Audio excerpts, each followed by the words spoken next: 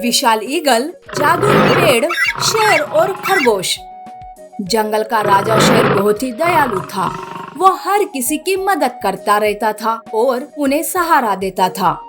ऐसे में एक बार एक बड़ा सा बाज घायल होकर पेड़ के नीचे गिरा हुआ शेर को दिखाई देता है। शेर बाज के पास जाकर उसे उसका हाल चाल पूछने लगता है। तब बाज कहता है, दरअसल मैं इलेक्ट्रिक पोल से टकरा गया, मुझे करंट लगा और मैं यहाँ नीचे गिर गया। कब से मैं यहाँ दर्द से कराह रहा हूँ। बाकी के जानवर आकर देख कर जा रहे हैं और कोई मेरी मदद नहीं कर रहा।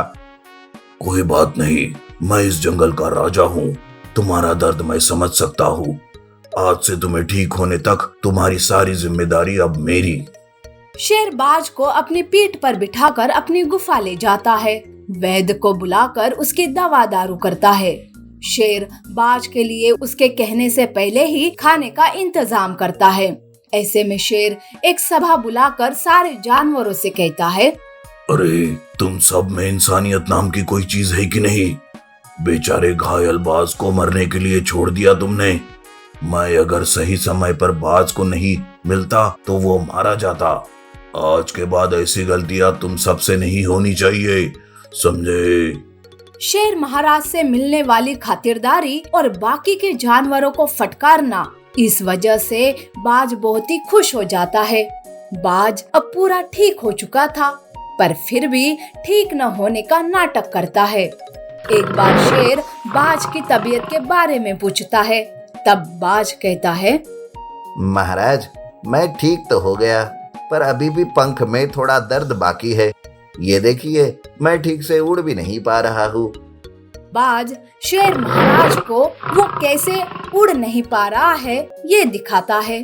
तब महाराज उसे हमेशा हमेशा के लिए जंगल में ही रहने की सलाह देता है। शेर बाज को खाने की कोई कमी नहीं करता, पर फिर भी बाज शेर से छुपकर जंगल के छोटे छोटे जानवरों का शिकार करते रहता है। जंगल में छोटे जानवरों की संख्या कम होती जाती है। बाकी के जानवरों का शक बाज पर ही जाता है। सारे जानवर मिलकर शेर से बाज की शिकायत करते हैं। तब बाज रोते हुए कहता है, महाराज देखिए, आपकी प्रजा मुझ पर झूठा आरोप कर रही है। मैं तो दिन रात आपके सामने रहता हूँ। ऐसा ही है तो मैं ये जंगल छोड़कर चला जाता हूँ। उस वक्त भी शेर बाज पर ही विश्वास करता है और अपने जानवरों पर गुस्सा करके उन्हें भगा देता है। बाज का छोटे जानवरों को मारने का सिलसिला शुरू ही रहता है। ऐसे में एक दिन शेर जंगल की सैर कर रहा था कि तभी उसे एक जादुई पेड़ से आवाज आती है। वो इधर उधर देखता है। तब पेड़ कहता है, शेर महाराज बेचारे जानवरों पर खामखा गुस्सा हो रहे हैं। वो बात तो बड़ा झूठा है, वही छोटे मोटे जानवरों का शिकार कर रहा है। आपको विश्वास नहीं हो रहा है तो ये देखिए। जादुई पेड़ अपने एक पत्ते पर बड़ा बाज कैसे उड़कर छोटे जानवरों का शिकार कर रहा है ये दिखाता है। तब जाके शेर को सारी सच्चाई पता चलती है। वो बाज पर बहुत गुस्सा हो जाता है। तब जादुई पेड़ कहता है, नहीं नहीं महाराज, ऐसे खुद को आप कसूरवार मत ठहराओ। मैं आपको एक जादुई शक्ति देता हूँ जिससे आप उस बाज को सबक सिखा सकेंगे।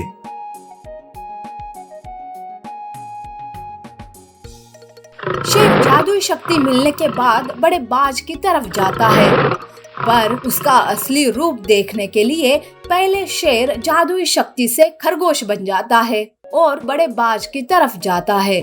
खरगोश को देखकर बाज के मुंह में पानी आता है और वो उड़ते हुए खरगोश को पकड़ने की कोशिश करता है, पर तभी खरगोश अपनी असली रूप यानी शेर में आता है। तब शेर को सामने देखकर बाज डर जाता है।